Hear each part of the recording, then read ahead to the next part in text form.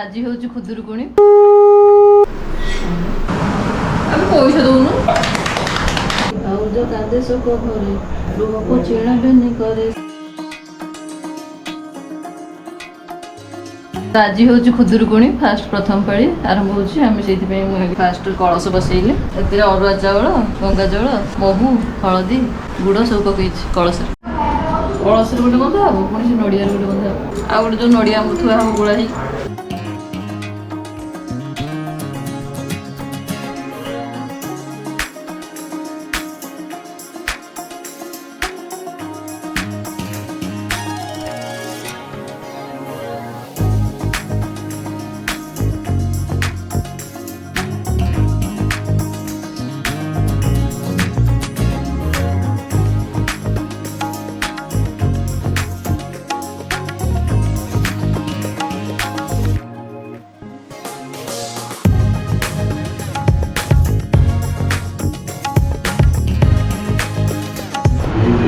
ଦୀପ ଲଗାଉଛି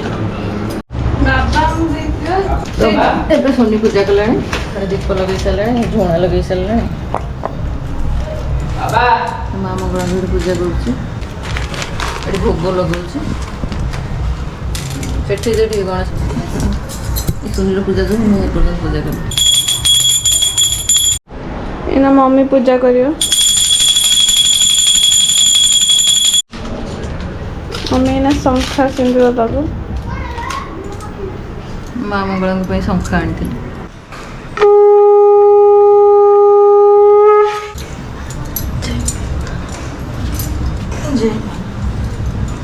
ପୂଜା ସରିଲାଣି କିନ୍ତୁ ତାପରେ କଳା ଲଗେଇନି ବୋଲି ମନେ ପଡୁଛି। ମୁଁ ବି ସେ ଭାବୁଥିଲି କଣଟା ଭୁଲୁଛି ମମ୍ମି, ବଟ୍ ମନେ ପଡୁନଥିଲା। ମୁଁ ତ ନିଜେ ସବୁ ଭୁଲି ଯାଉଛି। ମୁଁ ସେୟା କହୁଛି କ'ଣ ଗୋଟେ ଅସୁବିଧା ହେଇଛି। ଚିଣ୍ଟୁ ଭାଇ ଲଡୁ ଆଣିଛି କିନ୍ତୁ ଭାଙ୍ଗି ସହିତ।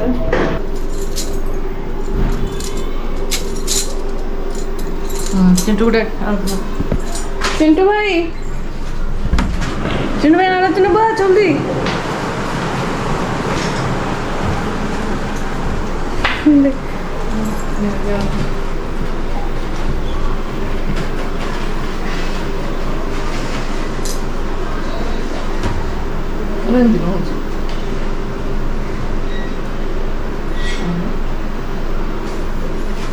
ଆରେ ଠାକୁରାଣୀଙ୍କ ଅନେଇଲେ ମମ୍ମି କେମିତି ଅଛ?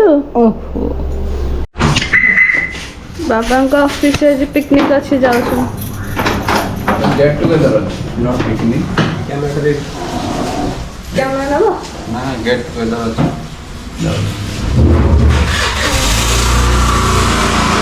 ସିଏ ଗଲା ବରା ଆଣିବାକୁ।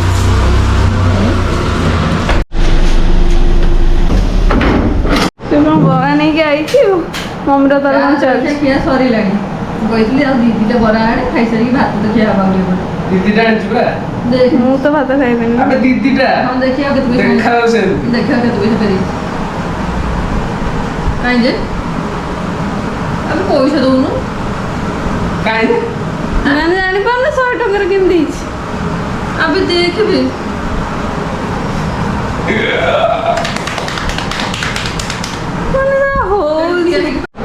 ଚାହା ପିଇକି ଯାଇଥିଲୁ ନା? ବେଶୀ ଚାହା ପିଇନ, ଡାଣ୍ଡା ଭଲ। ସେ ଗୋଟେ କଥା କହିଲା, ମୁଁ ଡାଣ୍ଡର ଆମେ ଚାହା ଚାହା ପିଇଥିଲୁ ନା? କାହିଁ ଦେଖା ଚିପିଲୁ କେତେ ତାର ପୁଣି ଖୁଦୁରୁକୁଣୀ, ସେ ବସିକି ଖାଉଛି ବରା। ଏଇନା ମନେ ପଇଲା ସରୁଛି। ବାବା ସିଆଡ଼େ ଯାଇକି ଖାଇଲେଣି କେତେ କ'ଣ ଗେଟ୍ ଟୁଗେଦର।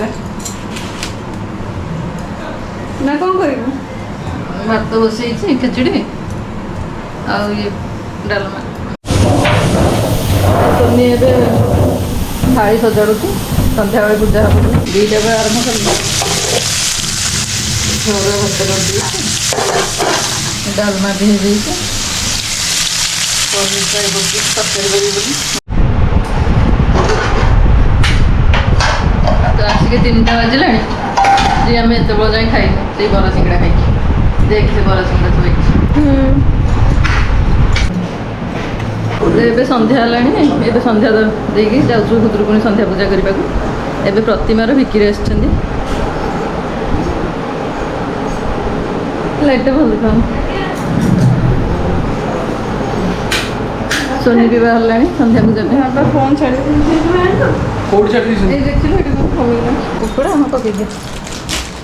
ସେଦିନ ଏ ଓଷା ସମ୍ଭୂତ ବାଳିକା ମାନଙ୍କର ମାତା ପ୍ରସନ୍ନ ବେଦ ବଦନ ମଙ୍ଗଳ ତ ଆମର ଆଜି ଫାଷ୍ଟ ପାଳି ପ୍ରଥମ ପାଳି ପୂଜା ଆରମ୍ଭ ହେଇଗଲାଣି ସନ୍ଧ୍ୟା ପୂଜା।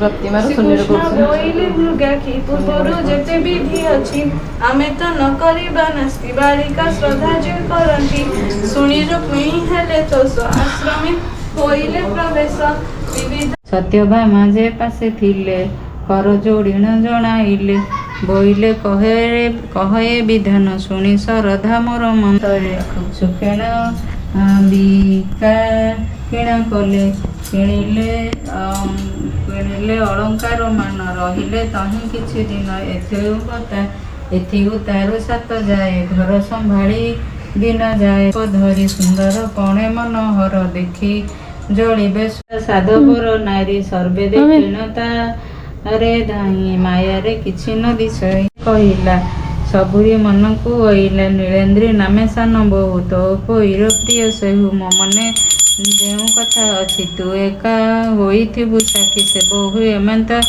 ପିଲା ଏମନ୍ତ କେତେ ଦିନ ଗଲା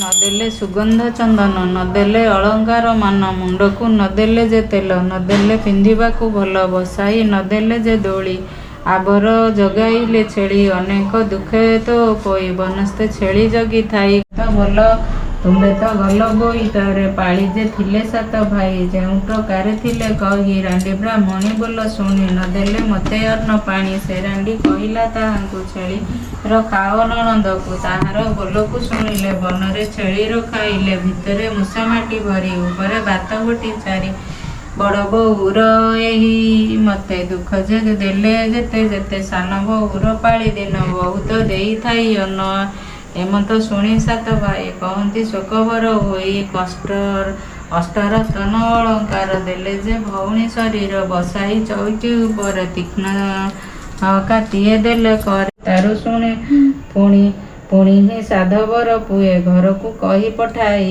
ବେଦ ବାକ୍ୟ ଭାଷି ବୋଇଲେ କନ୍ୟାକୁ ଆଣସି ତା ଶୁଣି କନ୍ୟାକୁ ଅଣାଇ ଲବଣ ଚଉରି ପକାଇ ଅଷ୍ଟରତ୍ନର ଅଳଙ୍କାର ଖଞ୍ଜିଲେ କନ୍ୟାର ଶରୀର ଝିନ ବସନ ପିନ୍ଧାଇଣ ଦେବାଙ୍ଗ ବସ୍ତ୍ର ଉପରଣ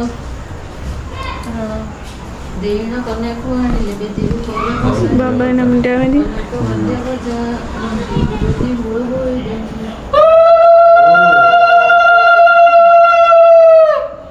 ସବଦ ଶୁଭେ କରୁନାଥ ବ୍ରାହ୍ମଣେ ପଢୁଛନ୍ତି ବେଦ ବେନିର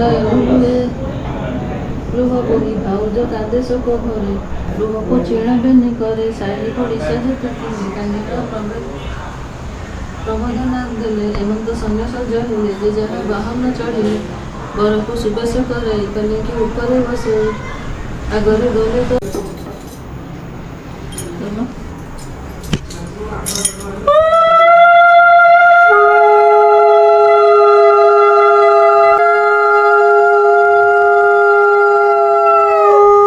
আমি কিন্তু বলছো সব ক্যামেরা দিকে সাইড আছে ସାଉଣ୍ଡଟା ଶୁଣିବ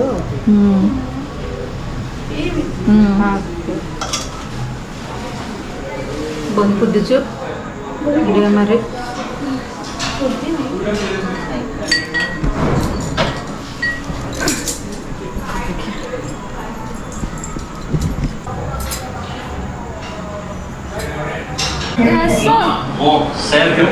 आरती होगा आसो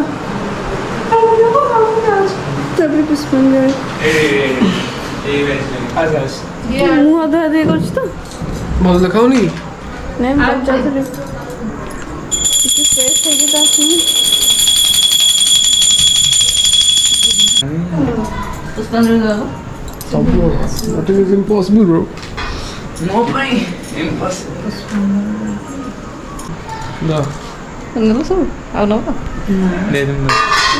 अरे तुम धरिक तुम लुचिज एमती कौन हवा तुम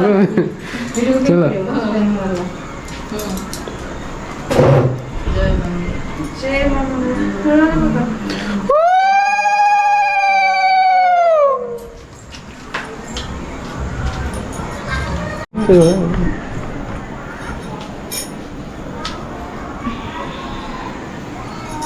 ତ ପାଣି ମମି ଛଡ଼େଇ ସାରିଲେଣି ମୁଁ ଭୋଗ ଉଠେଇବ ଯେ ମାମା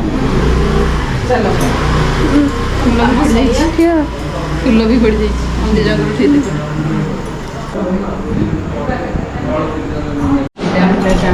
ସବୁ ଗୋଳା ହେଇଗଲା ନା ଭାଇ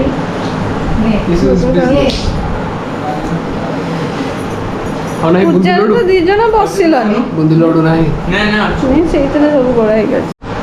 ତ ଏବେ ପୂଜା ସାରିକି ଆମେ ମିଶିକି ସବୁ ଭୋଗ ଖାଉଛୁ।